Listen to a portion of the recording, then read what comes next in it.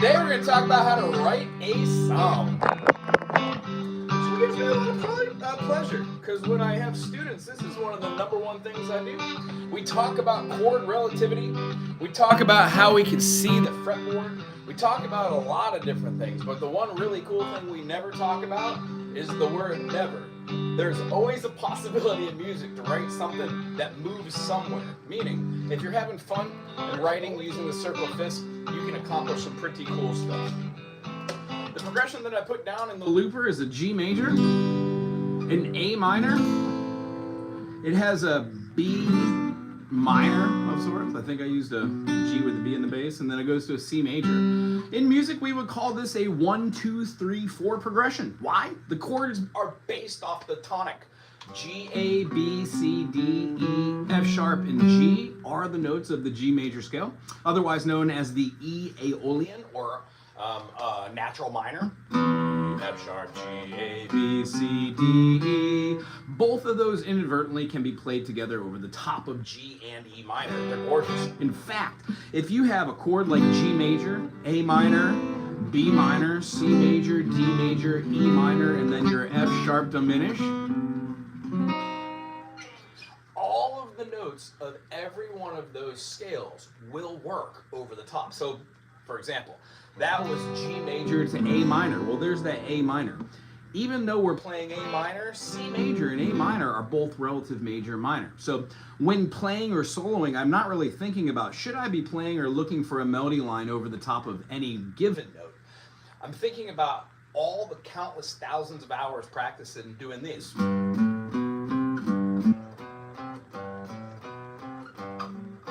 Finger movements. Seeing the same thing can be played almost anywhere on this fretboard, knowing where those notes are, and then doing repetitious patterns. Once hearing those patterns, melodies start to derive. What up, Tyler? How goes it? What kind of guitar, right, would I suggest learning to play as a bucket list? What kind of guitar and what kind of guitar and would you suggest? I think, what type of guitar and amp, maybe, is what we're shooting for? Oh, rig. Right on. Right! If you've never played before and you have money, buy whatever you want. That's how capitalism works. But if you're broke like me, I would say go to a pawn shop, get a $50 acoustic, and do these exercises. You don't even have to worry about playing guitar. I know you desperately want to play music right away, but if you do this every day for 5 minutes, maybe subscribe to this channel, become a member, become my best friend. You get asked me any music question when you're a member here. If your name is green and highlighted, that's what I do. I answer questions. Yeah, so do this. Get yourself a cheap old guitar. Doesn't even need to be in tune. And as soon as you can do this every day and it feels natural and comfortable, learn any guitar chord. I would suggest like E major, D major. In fact, I would suggest somebody who maybe teaches music, maybe a guy with a beard who might or might not have a YouTube channel that answers questions from members. I think it's $1.99 to become a member. You can pick my brain, bro. I will go crazy with that. And I'll go crazy on knowledge. When we do these are called spider exercises in my world. You will get very used to them. I used them just a minute ago to warm up, doing like sloppy. But I have a hand injury, and long story short, I'm grateful to play. When you do that every day and you learn how to play something like the D major, consistent of a D, F sharp, A, D, and A, and nothing, we can use these tree fingers. Look at this pinky doing nothing. Lazy. When we move a finger and move these to different positions, we can play the same exact shape. You don't need to know how to play music to play the same chord over and over again. And I guarantee you, because I have a 99% success rate with every student that I have, regardless of age or anything. Once you see the shapes of D major, D minor, and you practice these kind of shapes together, you practice G major in a couple different fingerings, you do A over and over and over, you play it like the book says it, you look for squishy chords, you start to see A everywhere, but now as different chords because we start something called a bar chord. When you do that, you are I would be remiss to say, please hit that like button if you dig the information. So the whole idea is hit these spider exercises, pick any chord like this E major, and just start grooving with it. And you will find songs that you have already heard.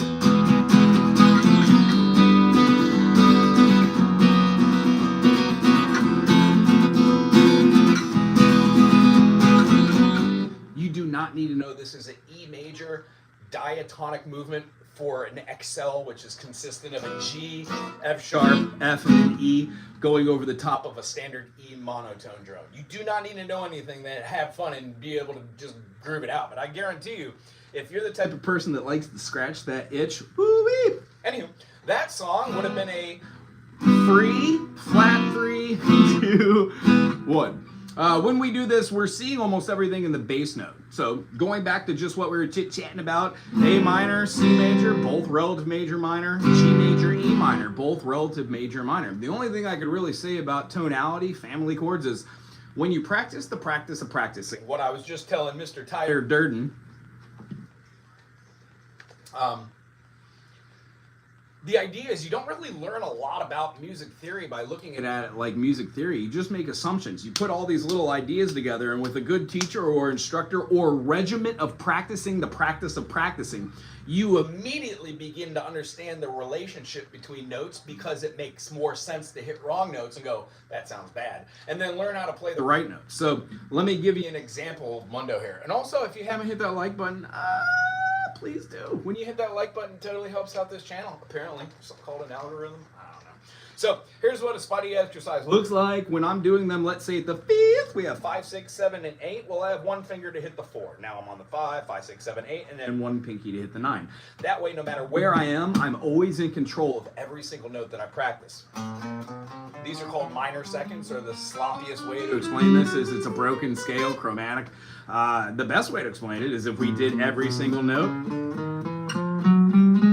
you would see what a chromatic scale is in those relationships. When most people start playing music, they never understand what the minor is. Truly, because you can convert a natural minor into a harmonic minor, which is gorgeous. Oh, that sounded like Westworld.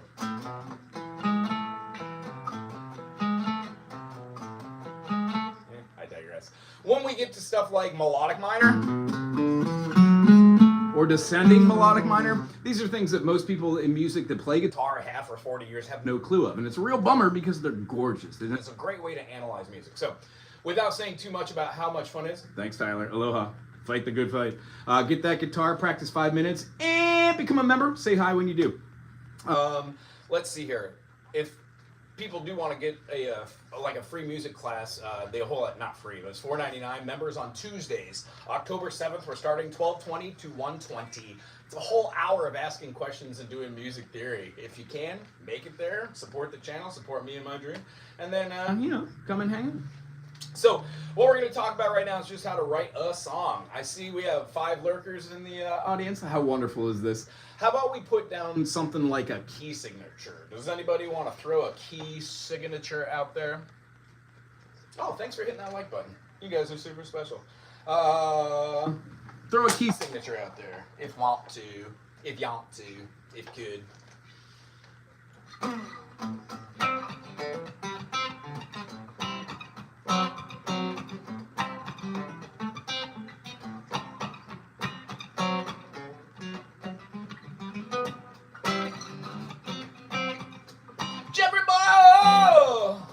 How you doing, bro? Hey, want to name a key signature or writing a song today? This is how to write a song with my buddy Jeffrey Boyle. This is how I write a song.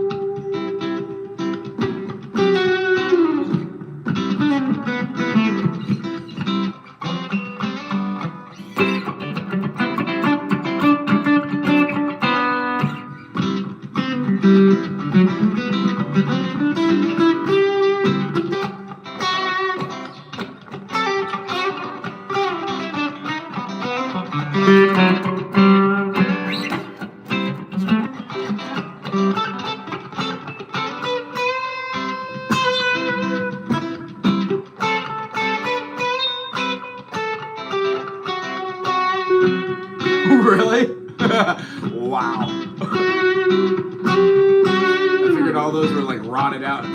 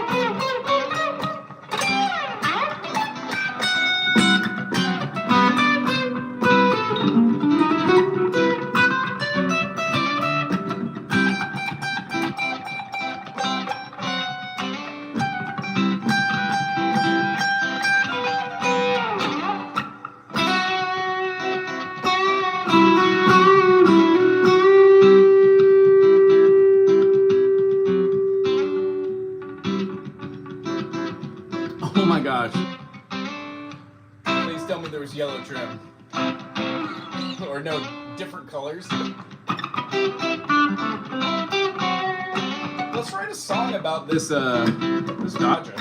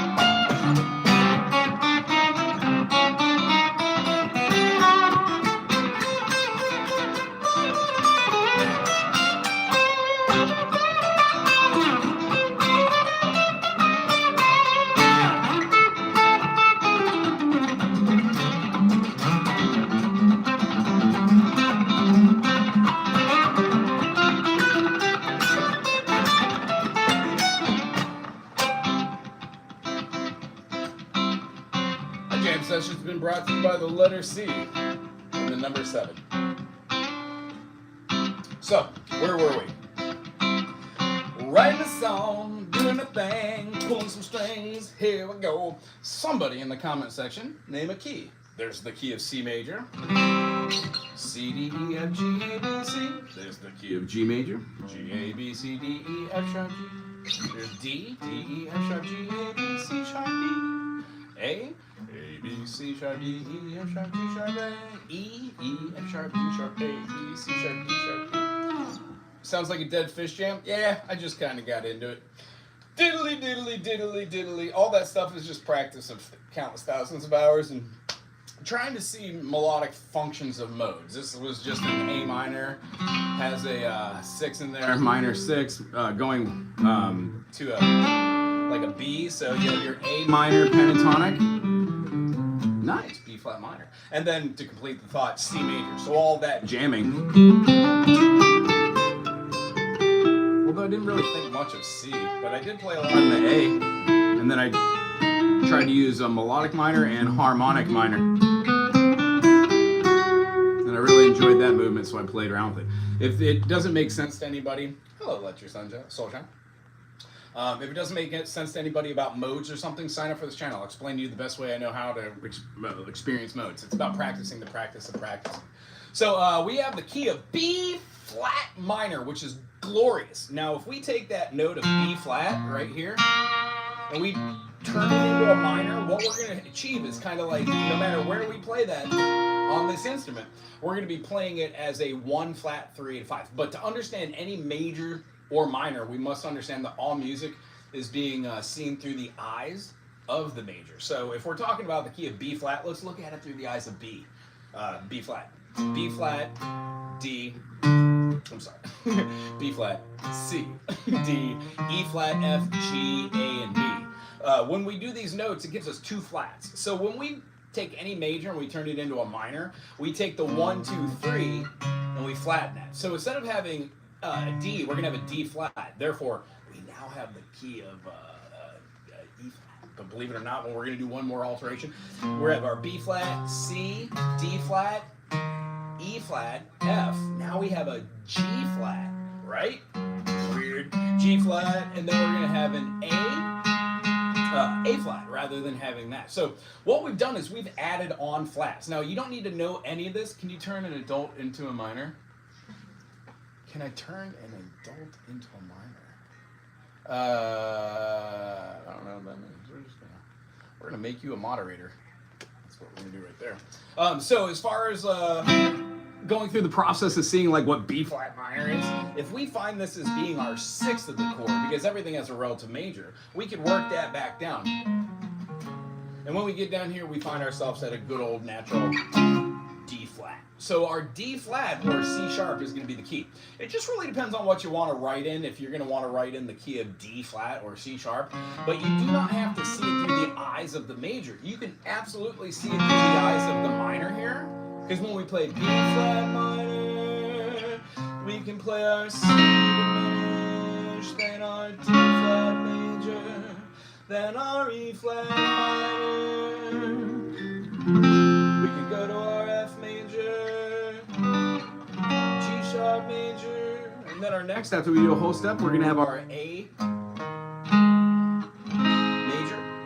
flat major, and it's going to resolve right back to our, because it's a backdoor resolution, a whole step, major second, then it's going to come right back to our B flat minor. So I would say the best way to look at this is to see the notes and talk about them. When we're talking about these notes, we're talking about the love of notes, and love of notes is kind of cool, maybe.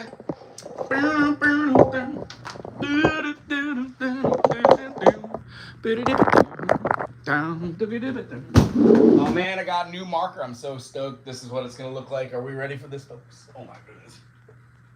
Hey, this is a circle. When I put a C here, a G here, a D here, an A right here, E here, a B here, and then an F sharp, for reasons you're going to find out eventually if you join this channel. These are the notes that all have sharps. When we do C major, it got none. When we do the key of G major, we have 1 sharp. That sharp is F sharp. And then each one of these successfully and beautifully adds. The first key has an F, the second key, D, has two sharps, F sharp and C sharp. So when you keep going, you inevitably just layer on all of these sharps and flats. What I'm doing right here is just simply laying out the circle of fifths so you can see it visually. I don't know if anybody ever just does this for people, but when you have the G clef, F is our top line, C, G, we're going to be nailing out our next. When we go to the D, and then we hit our A, after our A is our E, after our E is our B, and believe it or not, folks, 1, 2, 3, 4, 5, 6, 7. C sharp has all the sharps. Another name for C sharp, as we just saw on the guitar, la guitarra, is the D flat. All these are called the circle O force, because whenever we count 4 notes away, we get that. C, D, E, F, F, G, A, B. Now, we already had the B. Let's just call it a B flat, because we're talking about the circle of forces, the flats, or the diminishments. And when we're talking about the circle of fifths, it's the circle of fifths. We're talking about augmentations. We're going whoop, up in note. So the whole idea behind this, beep, beep, beep, beep, beep, beep, beep, is to kind of start seeing your circle as being family chords. When we add our F sharp, R, C sharp, and our G, we get A. F, C, G, and what I'm doing right here is how you good at music, not speaking. The whole idea is if you write it down and you practice something every day, you get better at it. And the whole idea is why not do something that makes you better at it and then see if you're really good at it. It only takes 5 minutes a day, Photoshop. It's the circle of life. Yeah. So that's the whole circle of the sharps. And when we're talking about the key of B flat, we're also at the same time adjacent talking about a hypothetical key. So our hypothetical key that we were talking about here, it's, well, not hypothetical in this manner. D sharp, G sharp, those would be kind of. Filling this back out, we get all of the letters. F, B, E, A, D, G flat, and then C flat. And those of you who are at least beginner to an intermediate should know enharmonic equivalencies. These enharmonic equivalencies make it possible for us to see that some of the notes are named the same, some of them are named different. So when we're talking about the key of, hey Julian, how you doing? Soulshine, if you like this, man, subscribe, become a member, support my dream, brother, or female, sister. And if you're watching me and you're not digging on this, you just want to go watch something fun, Dan Anderson's probably shredding right now. Go check him out. So when we go this way, we still have our clef, the G clef. All these notes are the G, G, A, B, C, D, E, F sharp. And then when we go here, we have one flat. That's our B flat. When we go to B flat, we have two flats, B flat, E flat. When we go to E flat, you betcha, B flat, E flat, A flat. Notice how without even having to really think about this, I'm capable of going B flat, E flat, A flat, and then knowing the next one's going to be our D flat, we smack it right now. When we do this, it allows our brain kind of fill in, oh geez. It allows our brain to fill in all these blanks. You can see this through the eyes of C sharp, or you can see it through the eyes of D flat. 1, 2, 3, and then we do far. What's our next flat? G flat. Awesome. Notice how all of the sharps, when they layer, are always in the same place. The whole reason for writing out the circle of fifths is to get a good idea of where you are in relativity. And I'm going to show you a quick trick with your circle that's going to allow you to kind of use it for a writing tool, which is another wonderful part of the musics. It helps scratch the brain. And then when we go here to our lasties, we're going to be doing our C here. So we want to put one right here. And then our last here is going to be moving over. Sorry, I'm in your way. And as you can see, I like music, but I am not an artist. My everything always devolves into some horrible blah, blah, blah on the board. I can't imagine what my students think. And then the last one here after we do C flat, well, what are you going to do here? What happens right after that? You're going to have something, aren't you? 1, 2, 3. Well, what's 5? C, D, E, F. You betcha. So when we do this, we're going to be moving our F line, top line, bottom line.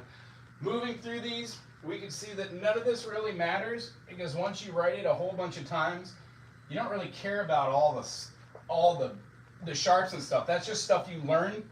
But the scale positions that you use to write these things are what we're kind of looking at today. So B flat, A flat, D flat. We said the key of B flat minor. Well, we're talking about the key here. Let's convert it. When we do this, we have all of our majors. These are all of our minors. and then this one is going to be our diminished. As we just said, you can see through the eyes of D flat or C sharp. Either way, it's going to let you move around the circle, O fifths. But for today, somebody throw a chord out there. The whole point of this is to learn a few chords from that key signature that we were just talking about. That key signature being B flat minor. The B flat minor in and of itself is the minor 6. So let's try to write through the eyes of that key. Tempest in a Teapot, that's a great name for something. Oh, you play brass? Some guy! We're going to be seeing them a little bit later at Blues Fest. If everybody's, hey Mike, how you doing? Aloha to everyone. Tonight on Camp G-May, if anybody could drop a link in the channel, there's going to be a lot of music going on. Very cool. I'm going to be playing a little bit later in the night, but some guy's going to be there as well. And many, many other fine artists. A lot of people that we all just kind of connect with in a music venture. Cool. What up, Dredge? B flat minor. Let's start off with our 6 chord. Or our 1 chord, depending on how you sing it. What's our next chord going to be? We've got our B flat minor. Inside the key, we've got D flat major.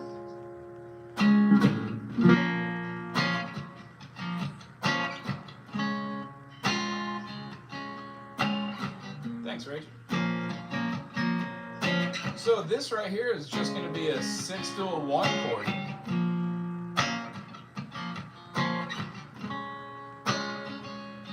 Now I picked a tempo for it. Does anybody want to give a time signature? Maybe we could wrap our brain around that. It didn't have to be in 1, 2, 3, 4, 2, 2, 3, 4, 1, 2, 3, 4, 2, 2, 3, 1, 2, 3, 4, 1. Barry and LeVon. Oh, that's a whole lot of pudding right there, Barry. Damn right it is, LeVon.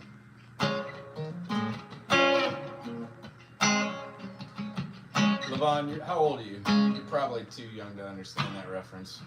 There was a comedy sketch group called The State on MTV in the 90s. It all went on to different stuff. Now they're all famous. Thomas Lennon, all the Michaels, Michael Shoemaker, Michael. Cool. So anyway, how about a nice waltz? Cool, we'll do it in 3/4.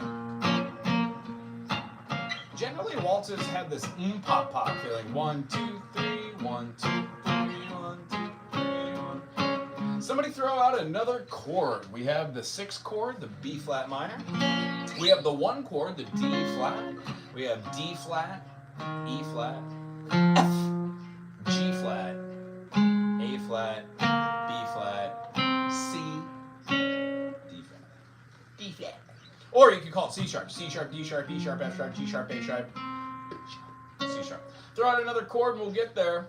I wish I didn't love 4/4 so much. The waltzes aren't my ear's favorite. Yeah, my trick is whenever anybody's playing, I get bored with 3/4, so I do subdivisions. And I just think like I'm Coldplay. Topple it, topple it, topple, topple it, topple it, topple.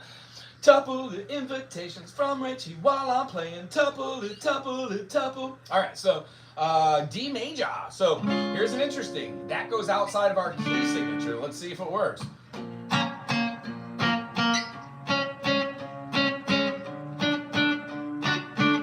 Ooh, I hear a couple possibilities.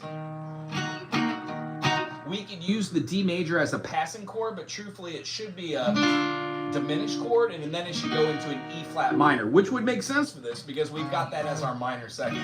Does that make sense? So maybe we could use D not as in the major sense. We could use a D flat and then use the D in the bass and then move our tone, ooh-wee, and then move into our E flat minor. Is that going to work?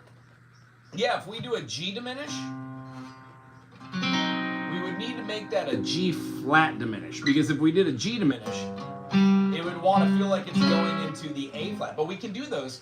These would be called something, a moving chord, a lending tone, or they would be called a secondary dominant. Because essentially, if I don't play it like a diminished, and I just play the relative major as a dominant, as a 7 chord, it turns into that. Yeah, back to the 1. Let's hear what it sounds like.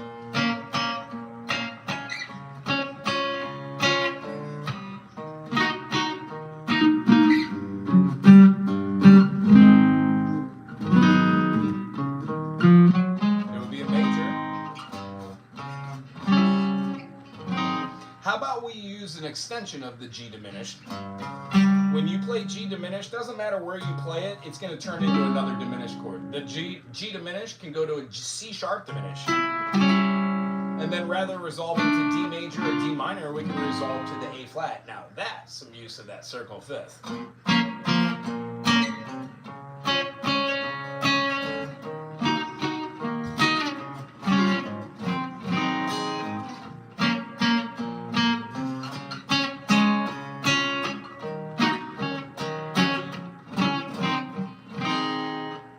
Like it.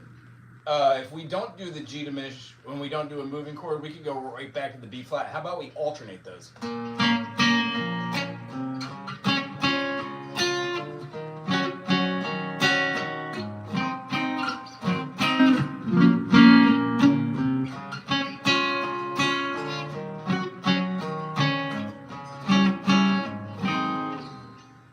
Not bad. And then how about another chord? We could go with the same progression, or we can alter. We have already gone outside of the diatonic 7. I would say when you're starting to write a song, try to stay with the diatonic notes of the scale. In this case, we're using notes out of the chromatic scale, which isn't a bad way of writing. It just means you need a little oomph about what your writing skills are. Or, you just do it in the blind and you come up with something amazing. I don't know if Kurt Cobain had a lot of musical theory or even enjoyed musical theory, or people who talked about it, but they were able to come up with some pretty ridiculously fun stuff. So, how about this? 1, 2, 3, 1, 2, 3, 1, 2, 3, 1, 2, 3, 1, 2, 3, 1, 2, 3, 1. I think that's our progression. No, you're not making bad suggestions. That's great. We could go use the moving chord there. That D major was cool. It's just a passing chord. We're just not using the entirety of it. We're using it as a diminished, but I'm not. And here's the thing, because I know that's a diminished in quality, whatever the melody line should be.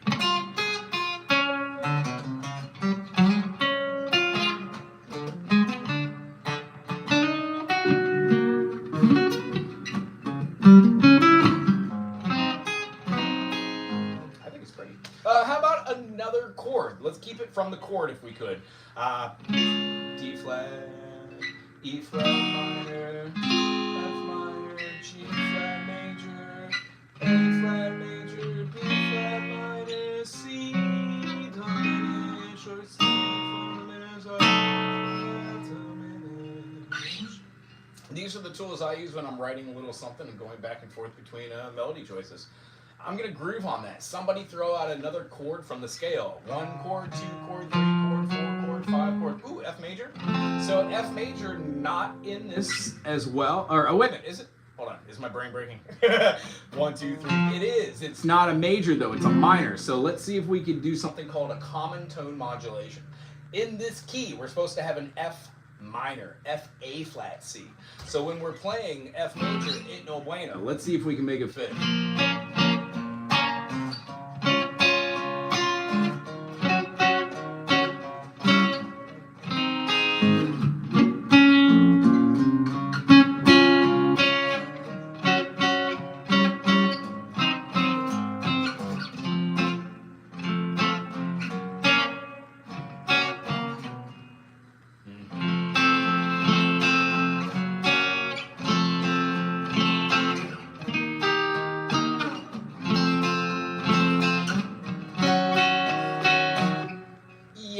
It breaks the ear, and the reason being is we're playing in D flat, and inside of this, a common tone modulation means we are borrowing the chord of F major from another key. When I was off, some guy, discordance is my buddy, attention getter. Cool, so.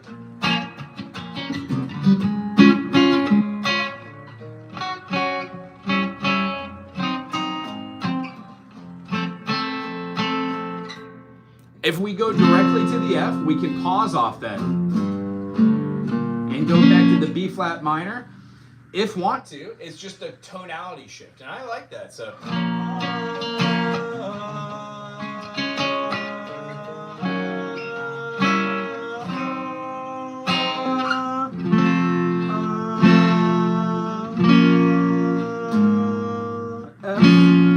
F major and then to B flat major. Now we can do B flat major as a major 4, but the idea is we want to get back to that key that where our ear is centered in. If we play the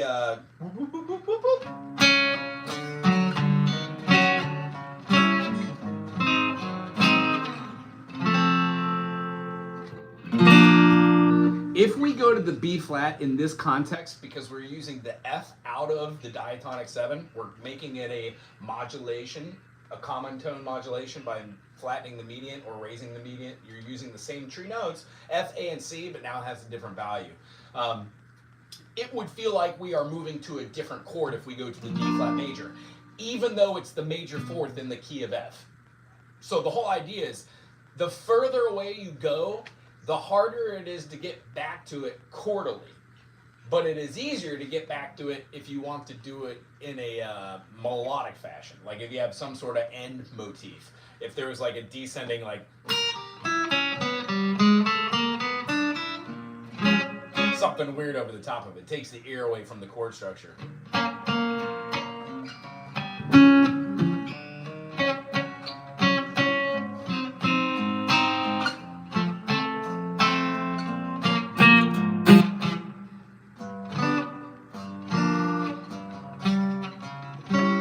I mean, if I was going to put my 2 cents in there, yeah, like an arpeggio would. Yeah, right there doing that, I can't really like...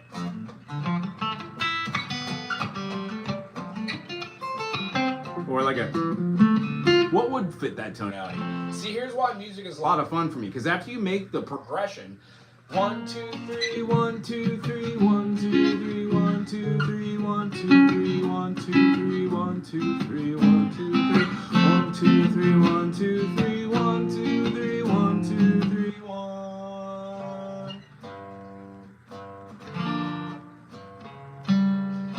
There's that G diminished.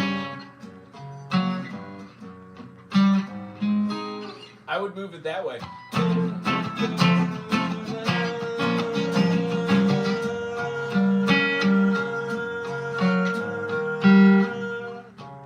Back to the D though, then that would center this song around the 1 chord rather than making it a minor chord. But if most of the melody or the motif is done in the B flat minor, you can make it work.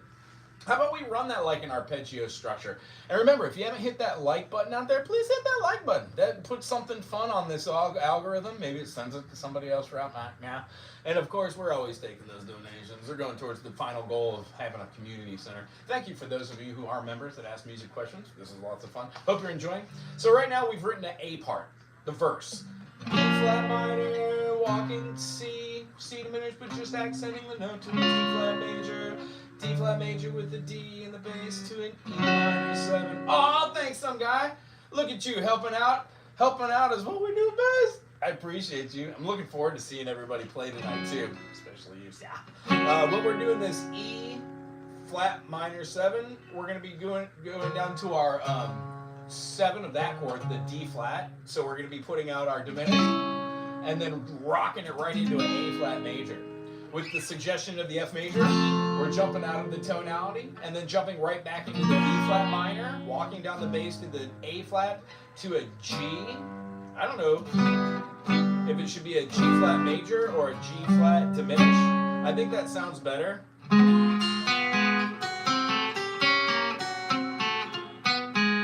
And then down into the F sharp major, or in this case would be a G flat major, and then to an A flat major, and then back into a D flat major. Good songwriting. Let's talk about that old Dodge. What year do you think that Dodge was? Mint green. Let's see. Old school. It was a swinger, that's great.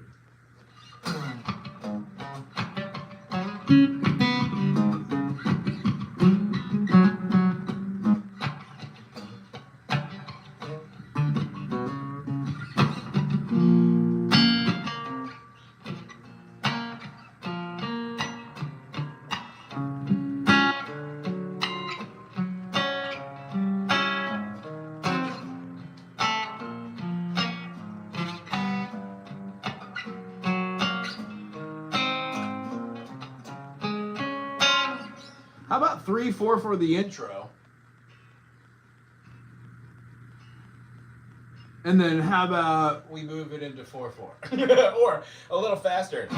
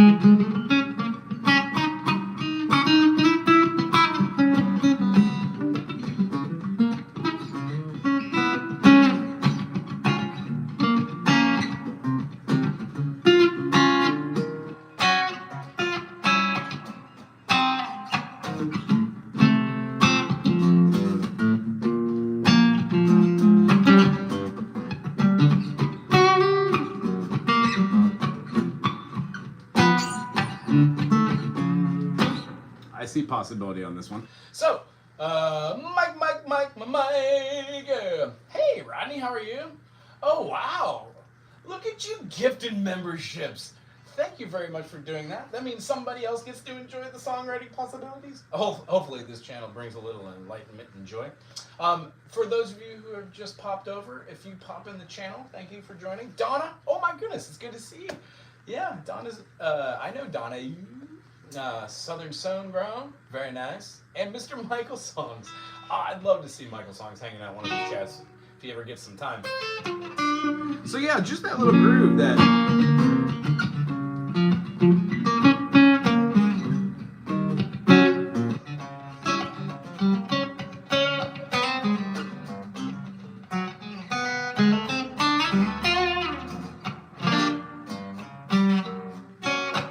That'd be a hard stretch.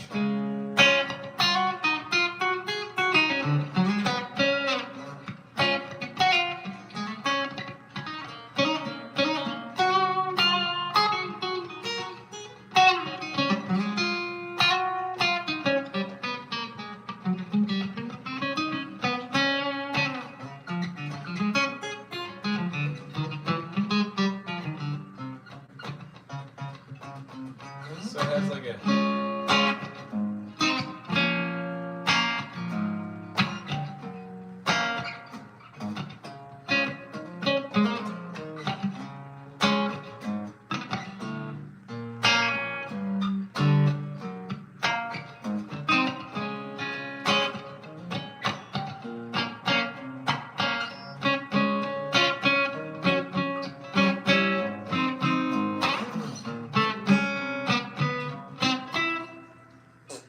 Spooged it. My bad.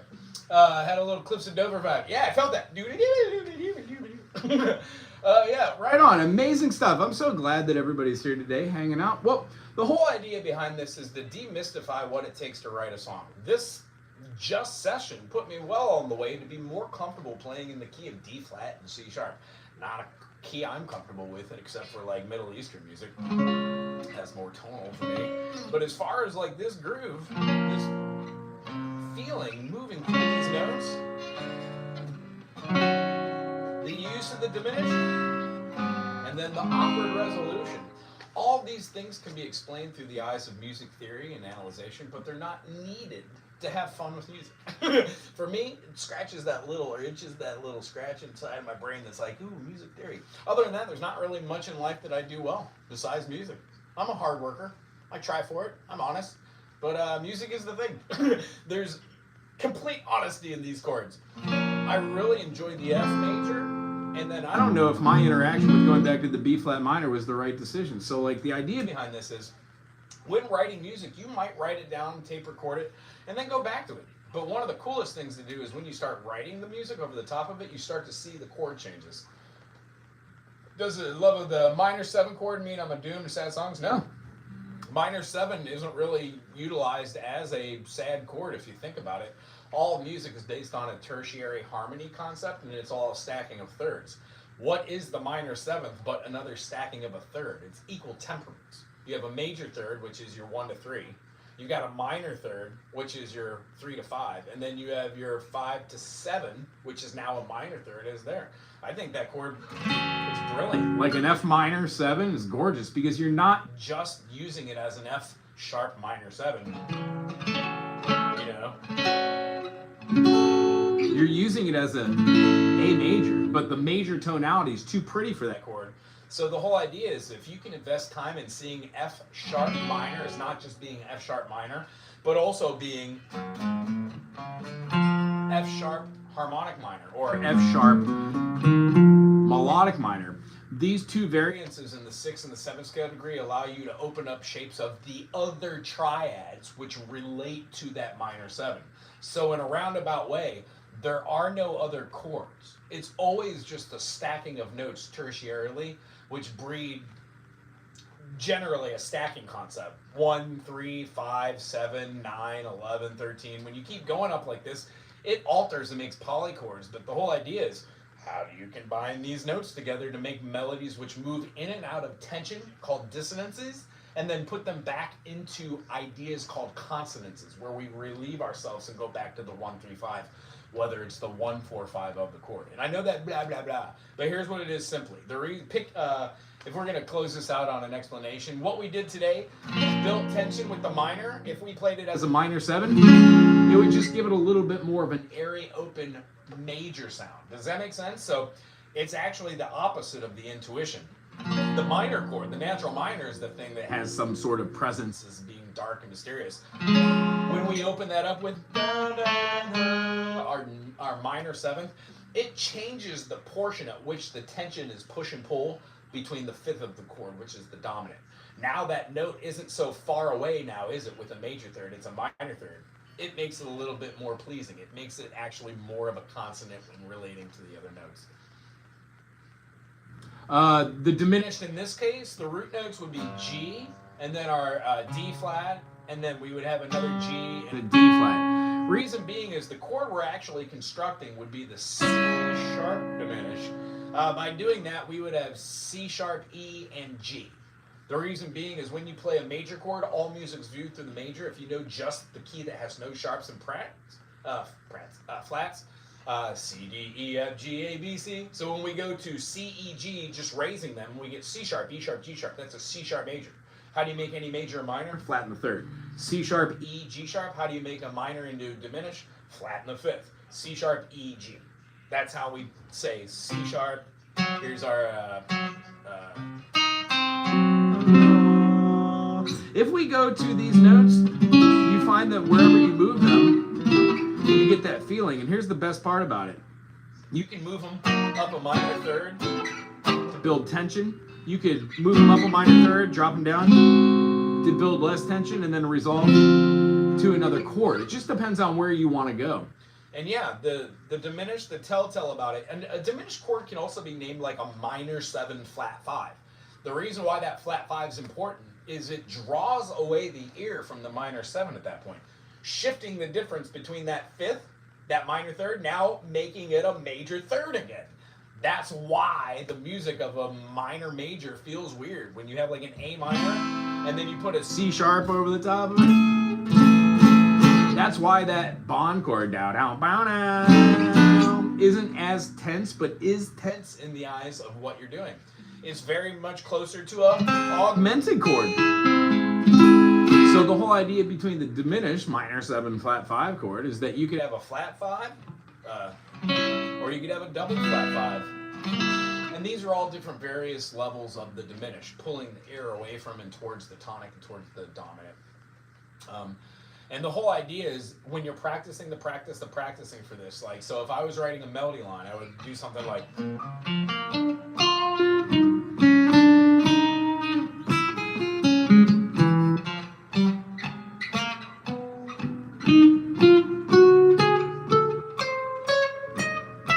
I would look at my...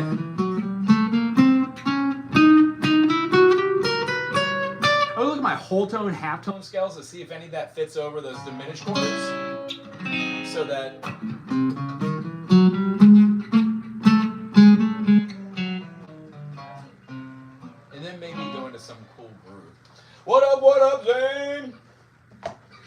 Well, my friends, I have the opportunity of teaching, which I'm super excited about. If you dig on this kind of stuff, on how to write a song, I'd suggest signing up to be a member. I really appreciate Mike is making stuff because they took the time to donate and screw those to help somebody else get to this channel and have fun. There are 13,000 something videos. I'm hoping that one of those videos is for an instrument that you do. But if you don't play an instrument, maybe it's time. And if you don't want to, just come and hang out. Join our music community. Be awesome. Other than that, there's all sorts of stuff on this channel. Don't be a stranger. Maybe send this to somebody else. And then lastly, I'd be remiss if I didn't shout out. Tonight, I'm going to be playing on Camp G-May's channel. So Hawaiian Standard Time for me, it's around 5 o'clock. For everyone else, it's around 8:30. Other than that, I think that we should all jump over to Camp G-May's channel and hit that notification button. Other than that, thank you very much for today. We'll see you soon. Aloha. Keep writing. Keep on riding. Keep on riding. Keep on riding.